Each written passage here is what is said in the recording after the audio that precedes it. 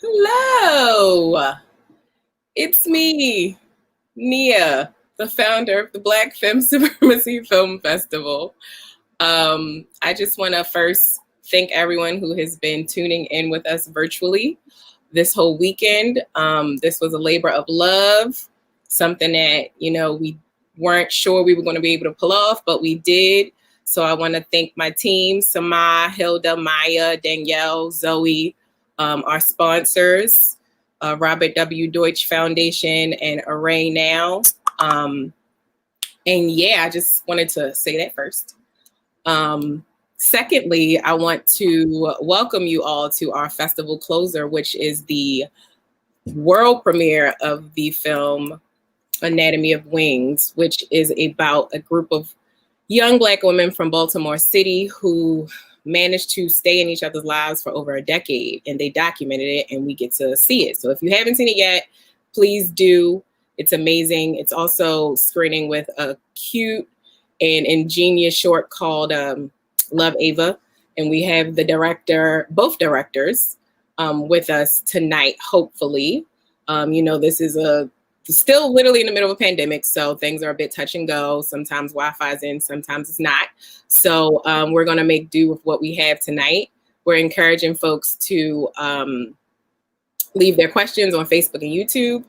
And also, I just wanna go over our land acknowledgement and give thanks to the folks who were here before we all were here, the Piscataway and Lumbee tribes, and I may be forgetting others, so please don't hold that to my head, don't hold it to my heart, hold it to my head, as a lot is going on.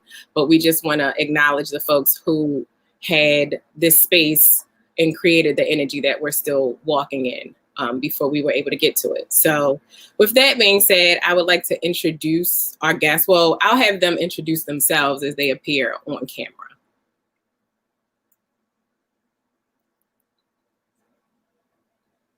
So once you see yourself, you can just say your name and say your involvement with the film. Hi, my name is Danisha, and I'm a cast member of Anatomy of Wings. Hey there, I'm Keita. I was a cast member in Wings, also behind the scenes with some cameras and some editing and some mentoring. Hi, I'm Brittany. I'm also a cast member of Anatomy of Wings. Hi, I'm Ava, and I'm the director of Love Ava. Hi, I'm James, and I'm the co-director of Love Ava. Yay, we're all here. So I'm just going to get straight into it. I'm going to start with Ava's film and Anatomy of Wings. Folks, if you all have any questions, be sure to jump in and just go ahead and gush over our young filmmaker. We're so excited to have her with us today. So this is a question directed towards both of you, being as though you all are family. What was the hardest part of working with family in making this film? So sometimes my family members were tired after work and they didn't really want to be on camera. Yeah, I would say we're probably one of the most camera shy families out there. So whenever someone whips out a camera, everybody just scatters. So it was, that's why it was hard for Ava to get shots of the entire family. Okay. Ava, what are some dream projects that you would like to make?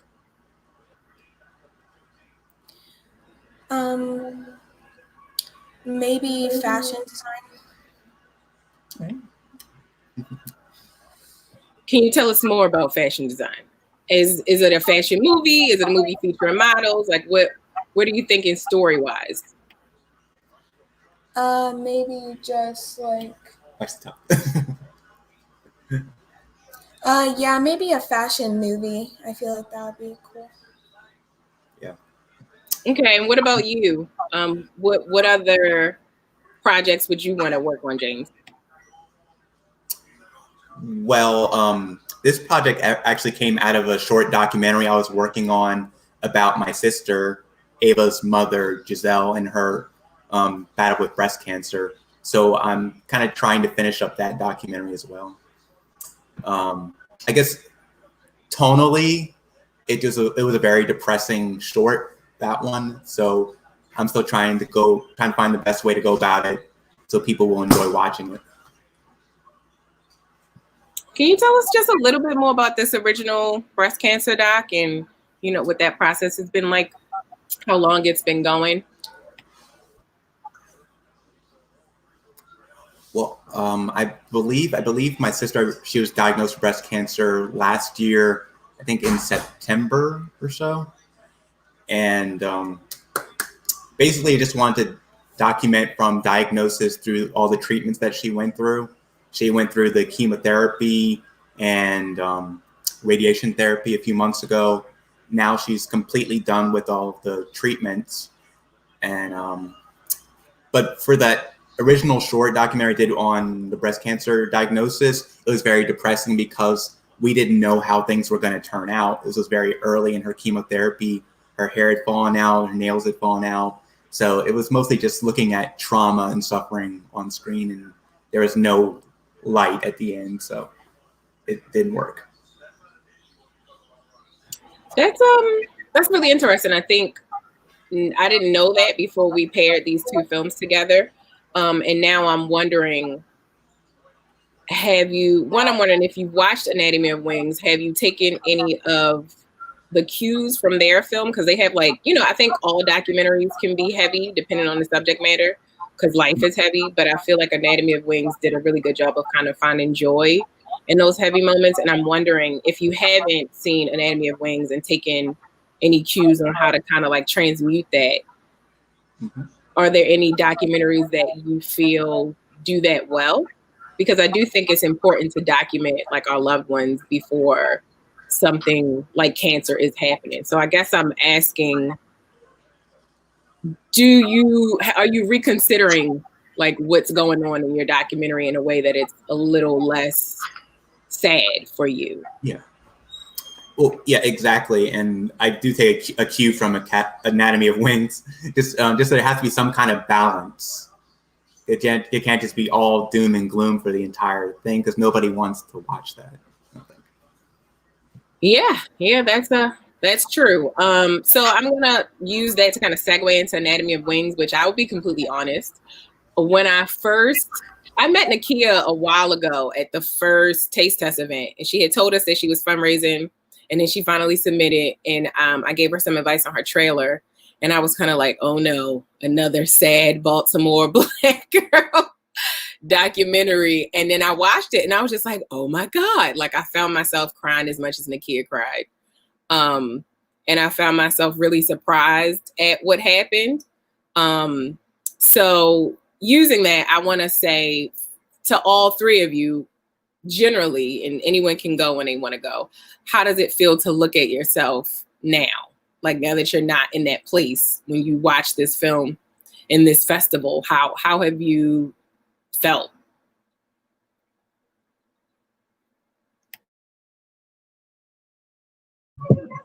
Who wants to go first? I guess I'll go first. I think it's just really, I don't know, it's just different now being like older. I mean, we're not super like, you know, I just turned 25, so it's crazy seeing like ourselves kind of grow up on screen and see all of those moments as they were happening, like from kind of more of like an outside perspective. I think it's just crazy. Like I didn't really realize what was happening. We didn't realize how much we were like learning and how much we were growing because we were growing up. So it's really crazy seeing it all happen on screen and seeing it come together like that.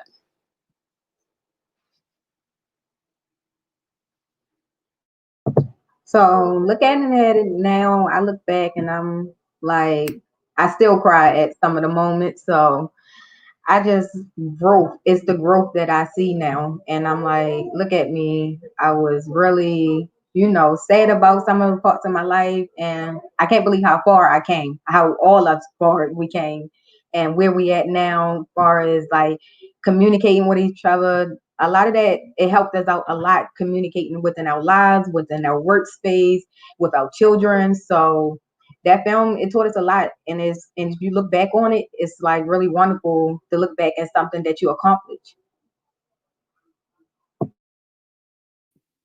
Brittany, I agree. Like looking back and feeling like, I feel like sometimes I'm so hard on myself, or, I feel like looking back in the film, it like builds memories in new ways where my brain might have crafted a memory in one way, but the film kind of recreates an alternative narrative where you can see different sides of yourself that you weren't able to see in the moment, or like looking back on yourself, like long term, it builds such a gentle, sort of uplifting perspective that it feels really vulnerable, but also really beautiful at the same time, I think. So speaking of growth and change, Kata, am I pronouncing it right? Kata, sorry.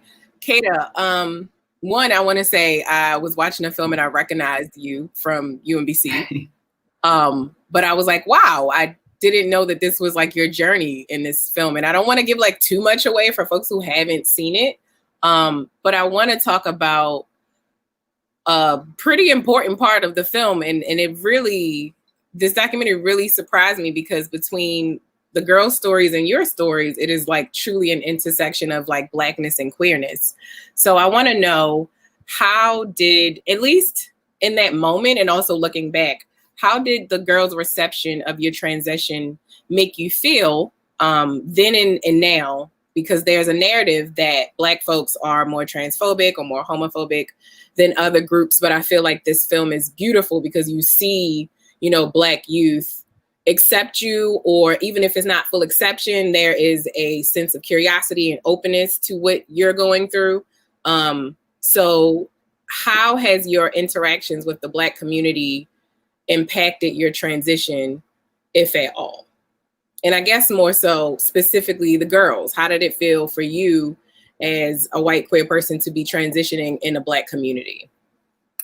Yeah. And I think back on that time in my life when, you have to have these conversations with like every aspect of your world, like your parents, your friends, your partner, the people you happen to be mentoring that happen to be Black, like, there's so many different aspects. And I like my fear or reservation, it wasn't fear, my nervousness around coming out to the Wings group was, in my memory, like it wasn't around Blackness at all. I think it was really just around, like the stomach, the chest, the feelings of like nervousness when any part of when you have to be super vulnerable.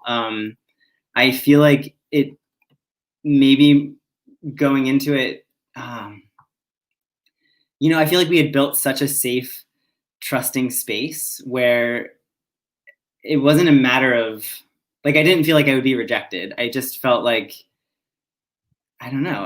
I felt nervous in the way that you would feel nervous telling anyone. And I think their reception gave me power in a way. It made me feel validated, and that like sharing something that vulnerable, I don't know, it goes both ways. Like like some of the teens would just share super personal parts of their lives. And I think as a mentor in a safe space, we're all responsible for sharing ourselves and like building the sacredness of that space together. And that's sort of my contribution, as well as my role as being part of the group. Like I have to share these things and I have to, participate in this way. That's how I help build this space, I guess. So Brittany and Denisha, if you all can remember, how was that moment for you? Or both? I remember the moment as being awesome. I was like, you know what? I never seen anything like that. It's really different. And I was like, it's cool. I didn't judge or anything. The first thing that came to my mind was, that's cool. It's awesome. And I can't wait to see the transition of it. Yeah, I think seeing the moment happen in the film, like I just have forgotten, like I didn't remember that happened. And I was like, oh, that did happen. Like Kata, that was like the first like time that I had, you know, experienced like a moment like that. And I didn't really realize like how much it actually impacted me as like a person. And I think that's just what was special about Wings, like having, you know, access to people in that way, like people's experiences and other people's emotions, and like getting the, you know, being able to experience that with them and like grow in who you are as a person. And I think I didn't really realize like, you know, I had, you know, an opportunity to like, you know, accept somebody and, you know, learn who Kata is for who Kata is. And, you know, it really impacted how I interacted with like other people growing up, moving on from that moment. And I didn't really realize that until I rewatched it in the film. So it was really crazy. How lucky to kind of be ahead of the curve. Because what year was this? Because I know this is a 10-year-long documentary. So I'm like, I don't necessarily know what year, but do you remember the year that that scene was recorded? That was probably about 10 years ago. Wow. So like, you know, we all witnessed you all being the first to a certain degree. Now it's a lot more normalized and it's a lot less strange for folks to encounter that. But back then that was a big deal. So it was just a really cool moment for me to watch. Speaking of, Denisha, you brought up like access and experience. And I remember watching the filming, and I believe you were at MICA. Was it MICA? Yeah, it was MICA. So you decided to leave the program after, I think a big part of Wings was kind of that, and we're not too far apart in age. And I do remember in high school, there was a big push for folks to go to college. So I do remember kind of picking up on themes of, I don't want to put words into Christian and the kid's mouth, but there seemed to be tension or emotion around you wanting to like leave your program or just not feeling that excited to go. So can you talk more about your decision to leave MICA at the time that you did and segue into kind of like, how do you feel about your decision now that like we're in 2020, we've had the summer of uprising, racism is all of a sudden popular to talk about. People seem to understand microaggressions. And we also are looking at college students literally kind of being robbed due to COVID. So I guess my question is, talk to me about what was going through your mind when you decided to leave, when you did leave, and then how do you feel about the decision now? I guess there was a lot of reasons, you know, like I was a freshman, so I was going through the same things that like other freshmen were going through. And I had a different perception about college. I think it was having been on campus with Wings, and like I went to pre-college at MICA. So I had like a certain way that I thought that it was gonna feel to go there. So I was like really excited, and I learned so much, and I had like such an awesome time like being educated while I was there, like from my actual teachers. But I think just I wasn't prepared for like the microaggressions and things like that I was experiencing, and I didn't know that was going to happen. For one, I've always been, you know, a pretty like conscious individual, but I just had a different image. And so I wasn't prepared to come onto the campus and have like kind of a feeling from like my fellow students of like having to like prove myself. I think any like person of color, especially a Black person and a Black woman coming onto like a predominantly of color campus, like you're gonna feel kind of othered. And just being from the city, like being from Baltimore, I felt like there was just little stuff, you know, like during orientation, they were just kind of like, oh, don't go to this street and don't go to that street. And like, this is like my neighborhood, you know? So I just kind of started it out feeling some type of way and felt like I had to prove a point and prove like I was like worthy of being in the space. And I didn't realize that I was feeling like that until it was kind of like I was over it and was just, you know, I think just the weight of it, having been in Wings and feeling so included, and then getting onto the campus and feeling like not that. I just didn't realize what was going on until it was like really late into the year, and I was like really just not feeling it no more. But I think as an older person and, you know, having more experience and like being, you know, in the workplace and in other spaces where, you know, I'm not in a predominantly Black space that I'm used to, like in high school where I went to Western, I went to a mostly Black high school. So it was like moving from there and staying home. I didn't think that I was going to go through any kind of culture shock, but it definitely was culture shock. And I think like as an older person, I would be able to kind of navigate that better and kind of like be more in tune with like my feelings in a space. And I think older, you know, now I think for me at the time, it was the right decision, you know, like that's how I was feeling. And I just wanted to get back to feeling, you know, better than I felt there. I just didn't feel like it was for me at the time. Yeah, so I think looking back on it, it was still, you know, it was what I needed to do at the time. But I think I understand a lot more the reasons why I wanted to go now. It's funny you bring up culture shock, because I do think in watching your character, we kind of watch your, like, in these type of documentaries, everyone has their own, you know, storyline. Mm-hmm. And I think your storyline was kind of constantly being put in different places, because if I'm not wrong, you also moved to Seattle, like in the middle of the school year, or was it Seattle? Right after middle school. Yep, I moved back to Seattle after middle school. Yeah. Can you talk about, because my sister spent some time in Seattle and I visited, and it's very different from Baltimore City. So can you talk a bit about that, I guess, and also that moment in the film, like when you're reunited, and then like also when you had to leave? Yeah, I think, you know, just to echo off what you said, what you saw, that's definitely what it was. Like I was always like getting like thrown over here and like thrown over there. So I was like having to learn how to adapt a lot. And I think, you know, I was born in Seattle, so I had a certain perspective of like what it was like there. All I remember was, you know, trees and bike riding and everything. You know, I was like 10 when I moved away. And so I moved to Baltimore when I was 11, and I spent like my, you know, little adolescent years, and I moved to Seattle and was like completely different.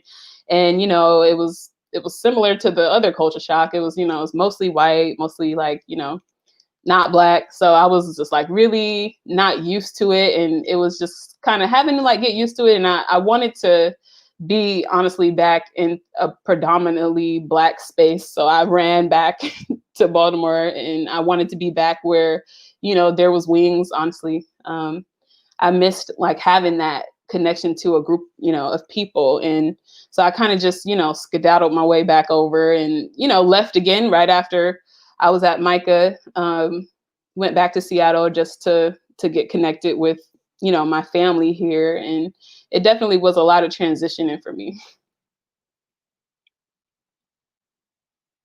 Transition is definitely a theme. And I'm assuming Anatomy of Wings is like a play on words in regards to butterflies. I mean, I'm assuming, I don't know. So I also want to encourage our viewers to send in questions and comments. I do have more questions specific for Brittany, but after that, we had more time, so I just wanted to plug that. So Brittany, I feel like you were like the heart of the film. You were the emotional center. You were not afraid to tell like the truth in the space, even if people didn't want to say it, you know? And I think you all had a very interesting dynamic. It was very familiar in that, you know, you love each other, you want to be happy, but obviously conflict happens. So in families, when you're not direct about conflicts, resentments become a thing and people start to act weird, and like it kind of causes more trouble than you would imagine. And I'm thinking about what for me was the climax of the film at the retreat, where you were just very honest and vulnerable. Did you feel that you came out of that closer as a group in that moment? Or like, because I know for us watching it, we don't necessarily know what happened the next day and the next day and the next day. But could you talk about, if you can remember, because it was a while ago, like what happened kind of immediately after that retreat? So I do remember it. I've always been a blunt person, outspoken person. Like going into Wings, I was shy, but coming up like middle school to high school, Wings taught me to always speak my mind and talk to each other in the group. So that moment, off camera, I did have a lot of stuff going on with me at home, like the passing of my great grandmother. So the anger led up into that moment to, to come out and really express how I felt and what was going on at the moment. And after that, I really felt closer to the ladies because they took me in. They didn't push me away.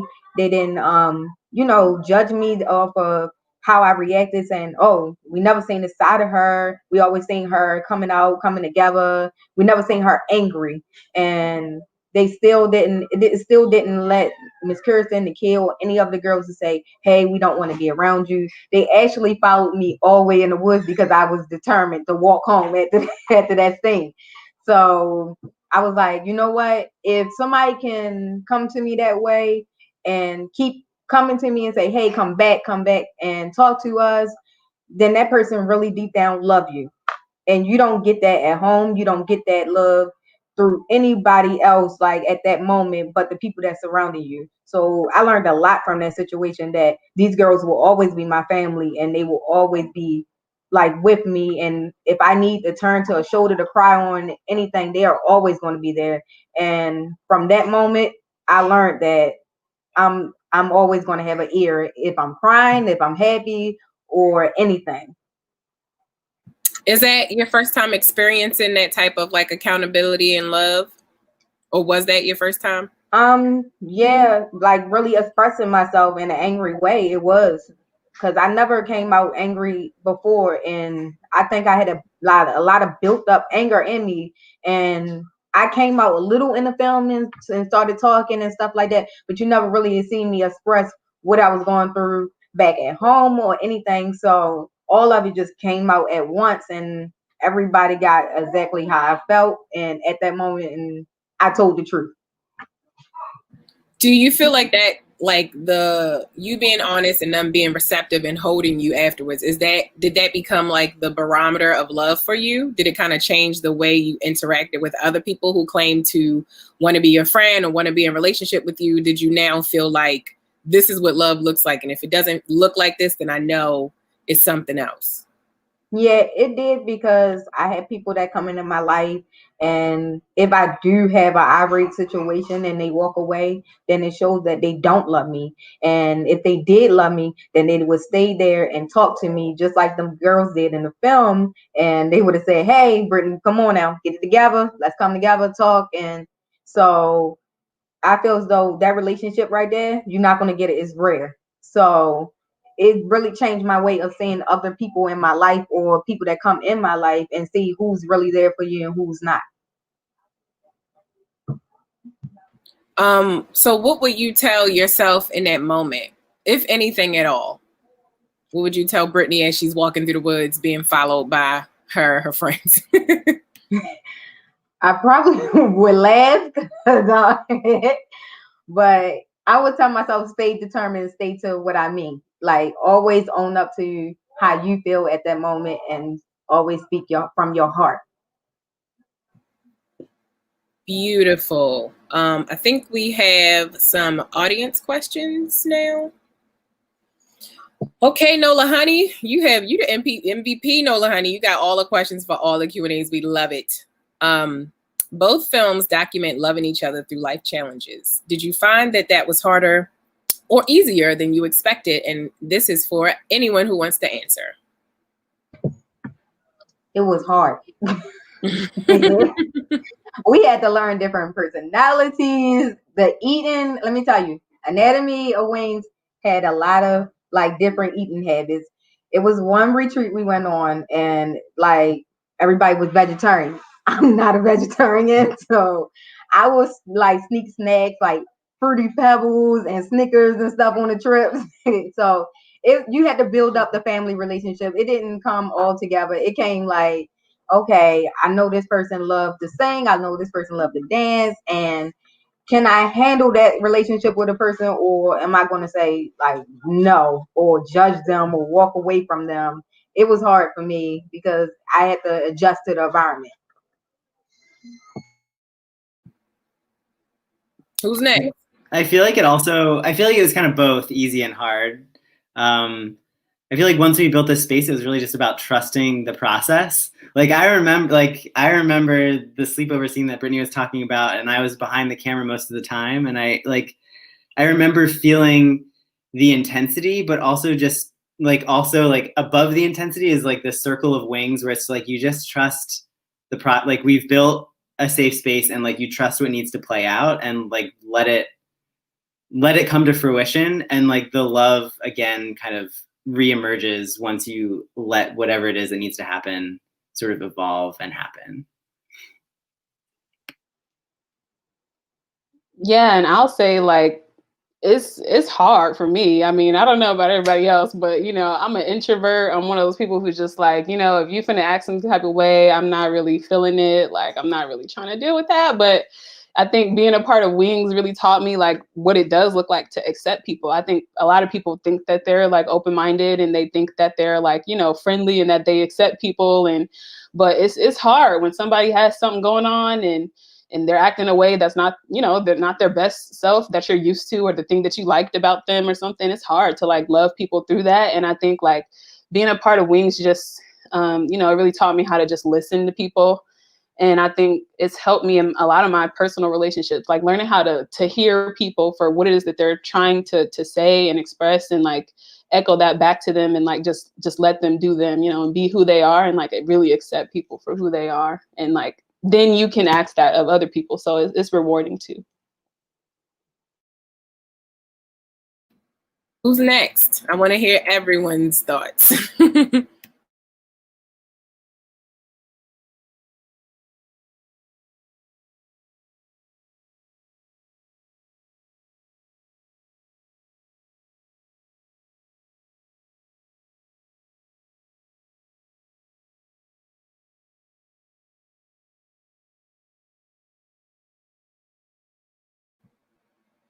Was it harder or easier than you expected? Loving each other. Oh, you guys are muted. Oh, actually, we were just talking about something else. Oh.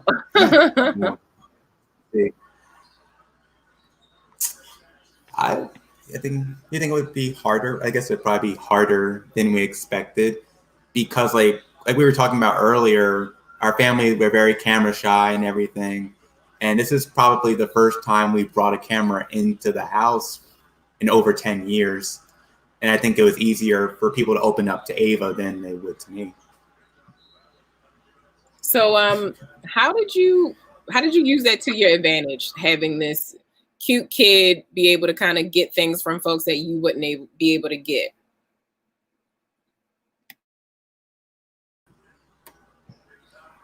I'm trying to think. Well, okay. Well, I guess, I've always been into the filmmaking thing in my family.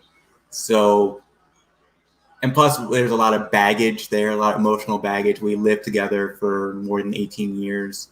So I think they're a lot more careful about what they say around me, and they aren't as worried about being as open and honest around Ava. She's probably less judgmental than I am. Is that true, Ava? Anything else? Yeah. Okay, Ava. So my question for you is, one, is this your first film festival? And it is? Okay. Have you been able to watch any films yet? How has this experience been for you? I guess it was just like, You were exciting. it was exciting to be able to like make my own film and just have the camera to myself. Were you able to like see your film through the platform? Did you get to watch any other films so far? Like, I know this festival is virtual, so not the same by any means, but how has this experience, this part, you like sitting on StreamYard and people talking to you about your work, how is that making you feel? I guess it's just making me, I guess, think more about my film and like the meaning. All right. Efficient. You're an efficient speaker. I like it. Do you all have any questions for each other? I had a question for Ava. Did you film? I feel like Ava's like camera style and just like moving through the house kind of mimicked what we saw with the Wings folks early on, and I really appreciate it. But I was wondering specifically about the shot of Grandpa sleeping. Ava, did you shoot that? And if you did, what was Grandpa's reaction when he saw it? I don't know if you saw it. But yeah, she shot that. Yeah, I did. Yeah, but I think every time she pulled out the camera, he was in that same position, so we worked with it. Just want to remind audience members that if you have any questions, you can chat them to us via YouTube and Facebook. Ava, I had a style question. Your film is very specific and stylized. Were those your decisions, or is that your directing partner's actual aesthetic? Who was responsible for the coloring and the fonts and things like that we saw? I'd say it's more of a collaboration because I guess we're pretty close, and I already know like her favorite colors and her color schemes, and a lot of things we did were screen captures of like the video game that she's already playing. So we kind of played with that color scheme, and that's her bedroom with the decor that she picked out. So yeah. So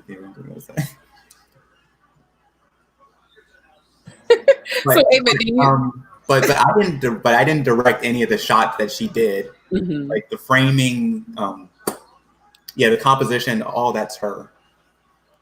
Ava, do you feel how did you two kind of develop this relationship around film? Like, were you also into stories in film and you kind of bonded over there, or were you just like really into hanging out with James and you were like, yeah, let's make a film while we hang out? Like, which one was it for you, if not both?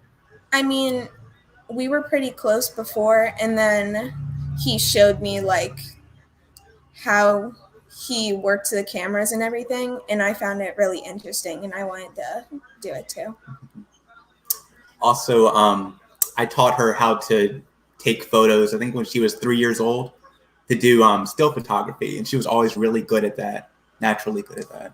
So I figured we move on to video. Now she's older. So Ava, do you feel pressure to become the next Ava DuVernay?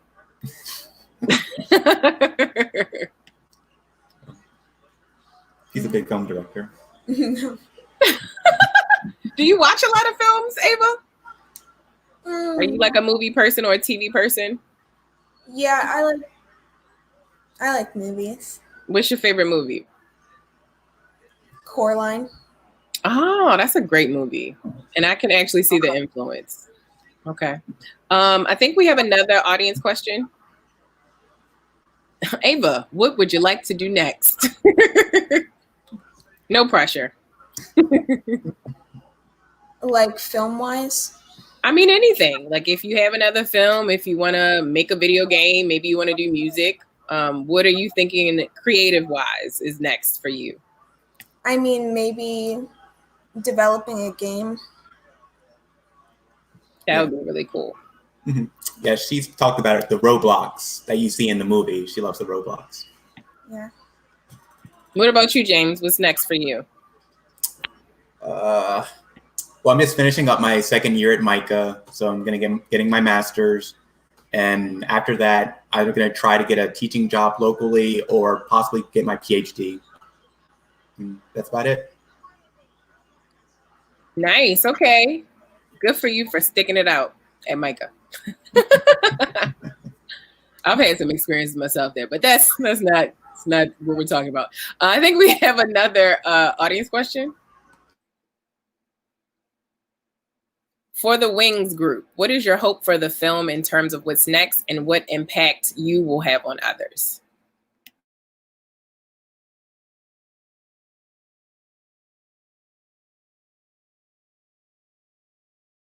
Well, I will go.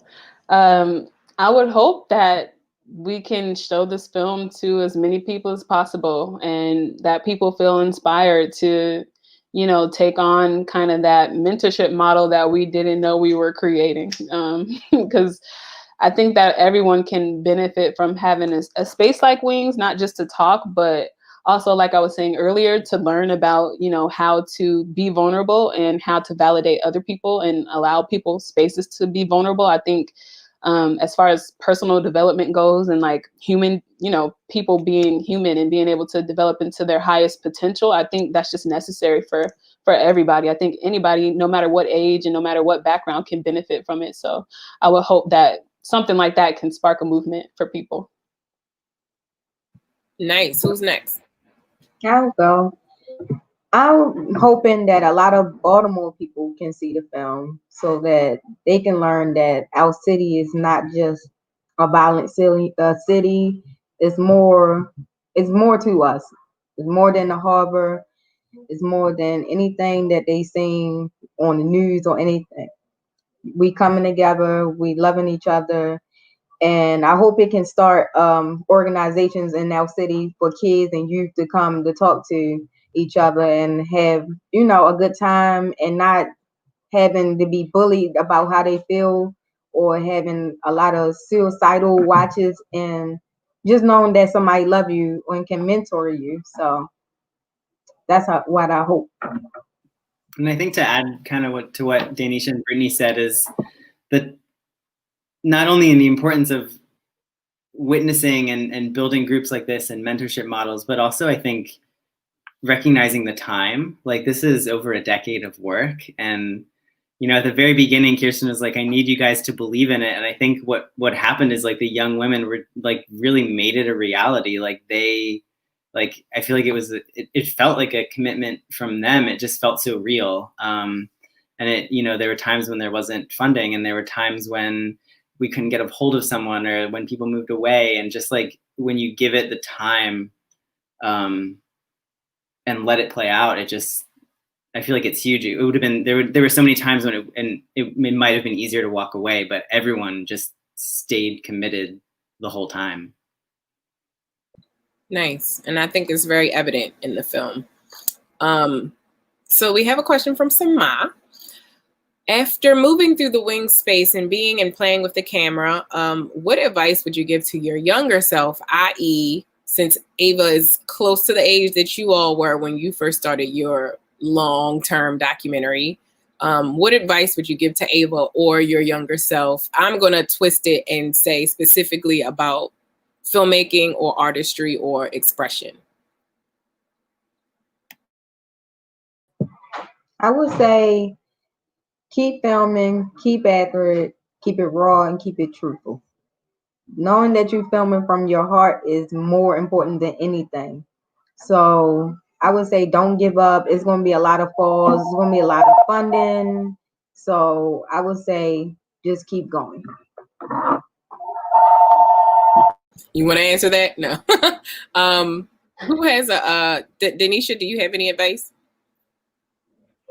Yeah, I would tell myself, like, you know, I am a musician now, and I think it just took me so long to like just feel confident and like just, you know, do my thing, like make my film and try to put it out there somewhere, or like make my music and put it on the internet or something. So I would tell myself, like, you know, just do you, and, you know, people will like it, you know, somebody's gonna like it. There's, you know, you are you and you're the only you. So just kind of like be confident in that and like be committed to that. And yeah, just be confident about it and just go for it. Nice. So Brittany, are you also doing anything in the arts continuously? Because I do think it's important that Anatomy of Wings was centered kind of around this filmmaking situation. So technically you all, you know how to make films. Whether you continue to do that afterwards or not is different. But is there a specific craft that you've picked up in your older age, if it's not film still?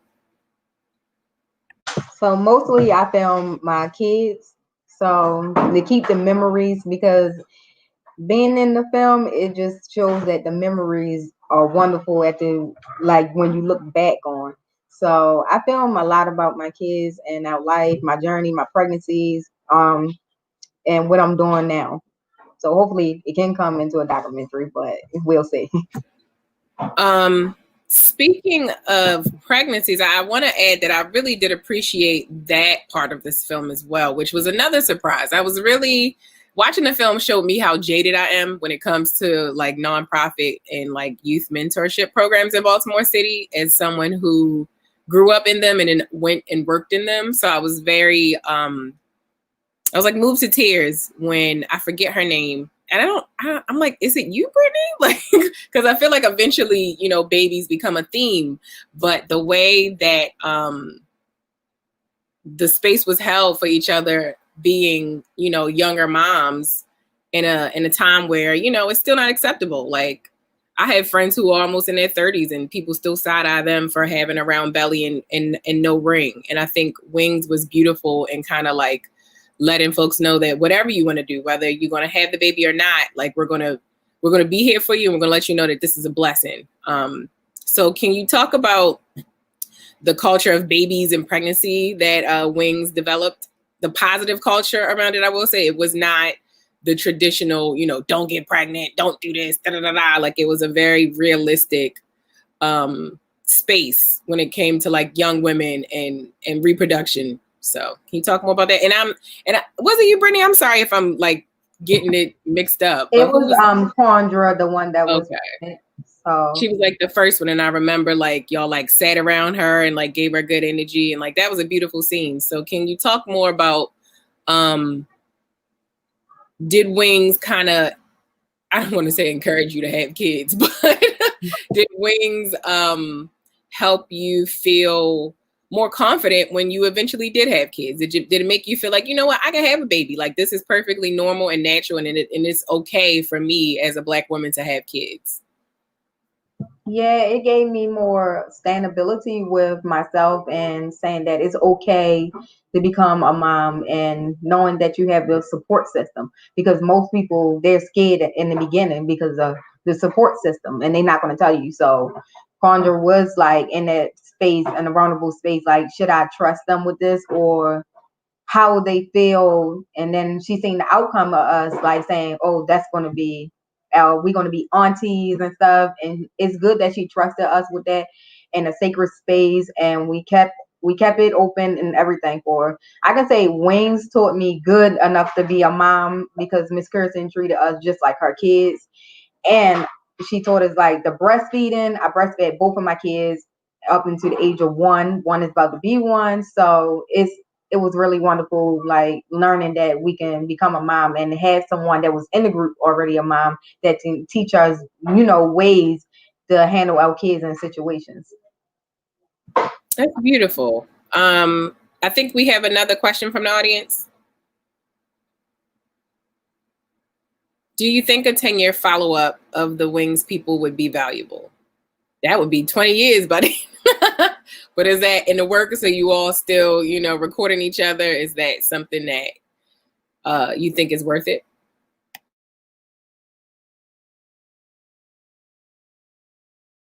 I mean, I think it definitely stands on its own. I feel like it's wonderful to think. I don't know. I feel like the characters, the people in the film speak for themselves in the container that it is. But I don't know. It's been interesting on our end, because the filming did stop, and we still keep in touch, and we still, like, I think a lot of folks were at the park taking pictures today.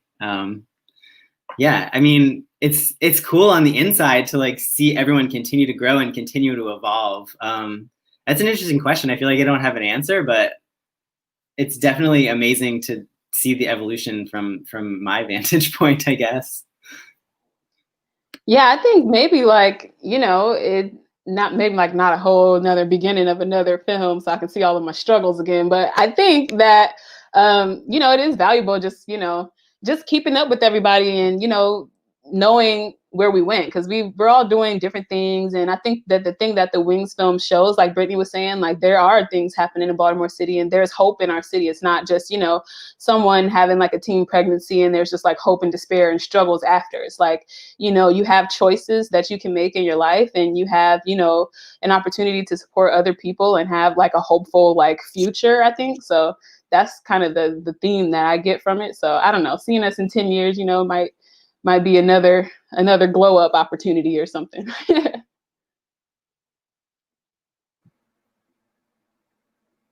Did everyone answer?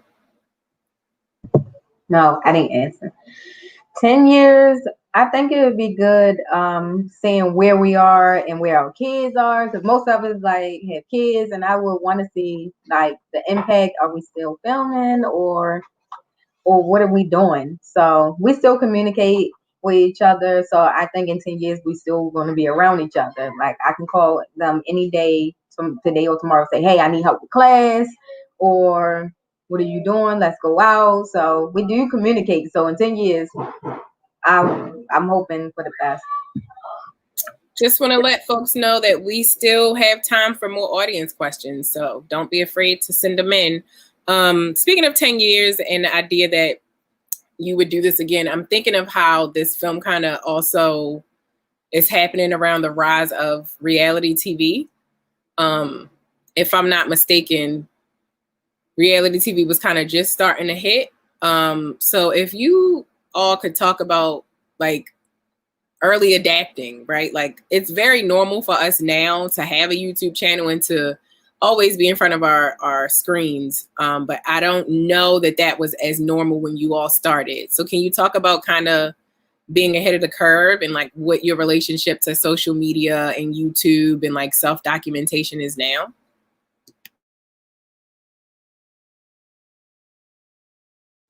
I think I'm like always like sticking the camera in somebody's face, but like I'm not as comfortable now with like somebody doing like the same thing to me. Like even though we were kind of like, there was always like a shadow like camcorder coming around the corner like when we're talking or something.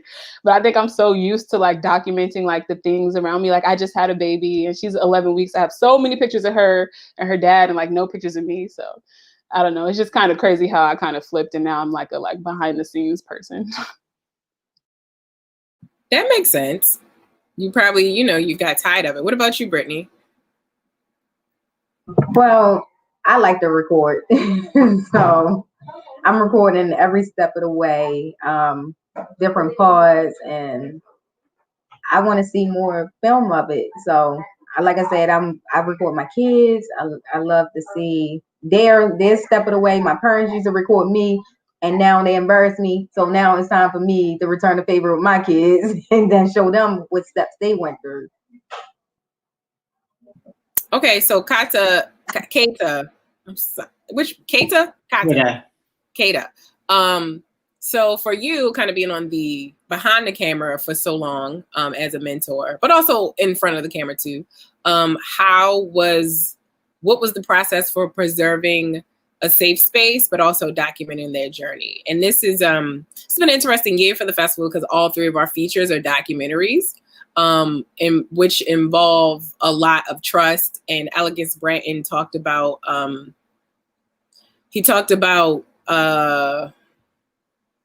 empathy, like radical empathy as a documentary filmmaker, and bonding with your community and things like that. So can you talk about what the protocol was for becoming a mentor? Did you learn how to kind of create safe spaces for the youth?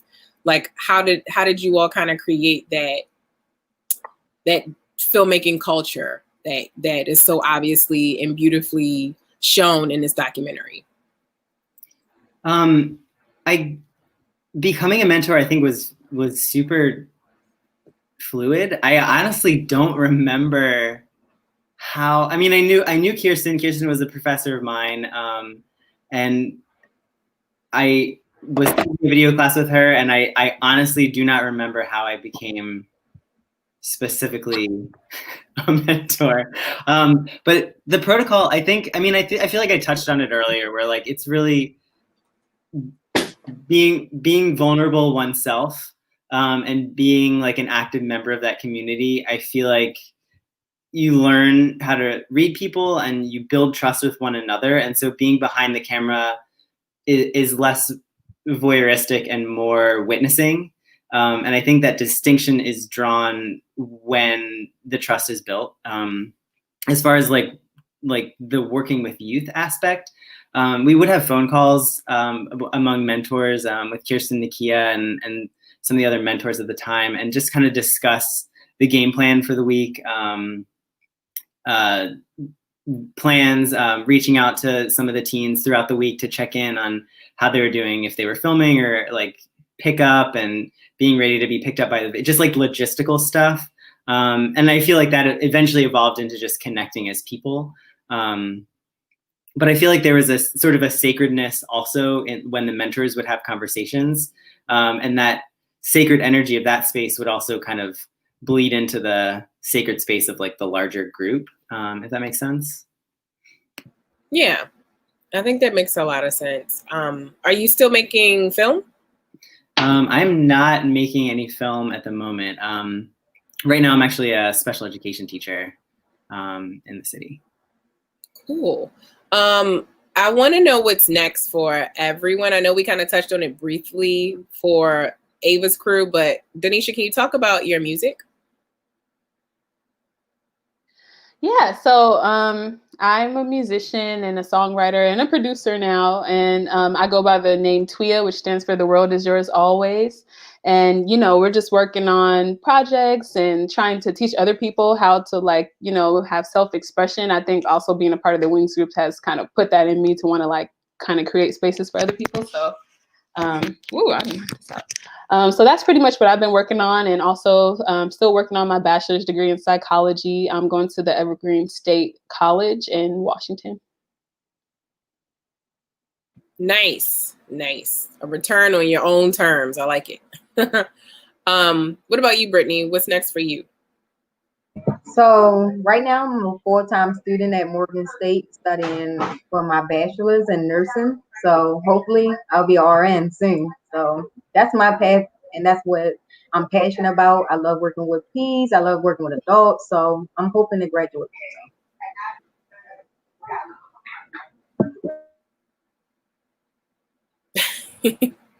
Do you have anything else aside from special needs teaching that you're doing? Or are you like, is there a different medium of art that you're into now, or? I'm working on some design, user experience design, but I also really just enjoy painting and reading on the side. Sort of like a fluid process of just gathering knowledge and processing knowledge without necessarily like using it as I don't know, putting it out into the world at the moment. But again, things take time. So yes. All right. Well, that just about wraps up this lovely discussion with folks. I want to give you all time to plug anything that you want us to know about and list your social media handles if you're interested in that. So quickly, when the camera's on you, let us know where we can find more of whatever you want us to know about.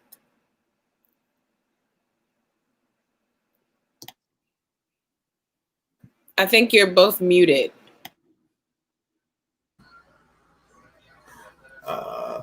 Let's see, I guess Ava doesn't have any upcoming projects at the moment.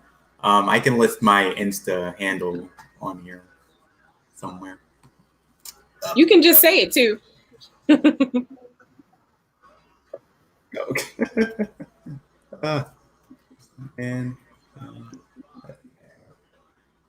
Well, it's stuntmangym.dir on Instagram. You can see some video clips, and that takes you to my website. Who's next? So I don't have any upcoming projects at the moment, but you can find us on Anatomy of Wings on Instagram. We also have anatomyofwings.com. You can go on there to see most of the film, pictures, and anything that you want to know about Anatomy of Wings. You can find me on my website, katafrederick.com. That's it. You can find me on Instagram at Twiya Music. That's TWIYA Music. Great. So the festival ends tomorrow. This is our festival closer. Tomorrow is like our makeup day because we know it was Labor Day. It's a lot going on. And folks weren't able to watch all of the films. But if you want to watch all of the films tomorrow until I believe 7 p.m. Pacific time will be the end. So get to watching tonight. And if you don't go to sleep, you should watch everything before tomorrow. Also, don't forget to vote for your favorite film. We ask that you do not cheat and vote for your film multiple times, because we'll be able to see that and we won't count it. So vote for the films that you love. bfsfilmfest.com/vote. Follow us on Instagram, BFS Film Fest. The link in our bio has all of the Q&As that we've had. They'll be available on YouTube and Facebook, and also IGTV starting tomorrow. What else? It's been a pleasure to do this with you all and bring this to you, to wherever you are in the world, which, believe it or not, was always the goal. We didn't necessarily see it happen in this way, but here we are. Once again, I want to thank the entire team, our sponsors, our supporters, the folks who have just continued to hold space and look for us and look out for us in the middle of a actual pandemic. So yeah, subscribe to us on YouTube, like us on Facebook, follow us on Instagram, and until next time, thank you so much, everyone.